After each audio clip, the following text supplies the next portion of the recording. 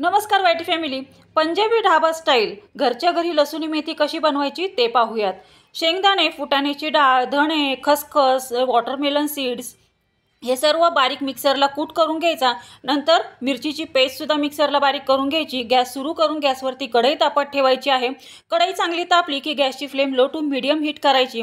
त्यामध्ये तेल घालायचं, फोडणीला जिरं घालायचं, लसूण घालायचा, चांगला 2 मिनिटं परतायचा. त्यामध्ये हिरवीगार चांगली छान अशी मेथी फोडणीला घालून परतून घ्यायची. नंतर एका ती प्लेटमध्ये काढायची. पुन्हा त्याच कढईमध्ये तेल, जिरं, हिरव्या मिरचीची पेस्ट, कांदा, टोमॅटो घालून परतून घ्यायचं. तृप्तीज किचनचा रॉयल किचन किंग मसाला घालायचा, हळद घालायची, सातपुरम मसाला घालायचा, प्युरी घालायची, जिजाऊ महाराष्ट्रीयन गरम काळा मसाला घालायचा, पाणी घालायचं, थोडीशी ग्रेव्ही शिजून द्यायची झाकण ठेवून. नंतर परतलेली मेथी घालायची, चवीसाठी सॉल्ट घालायचं, बटर घालायचं आणि ही लसूणी मेथी शिजून द्यायची आहे. ही डिटेल रेसिपी आपल्या यूट्यूब चॅनलवरती पोस्ट झालेली आहे.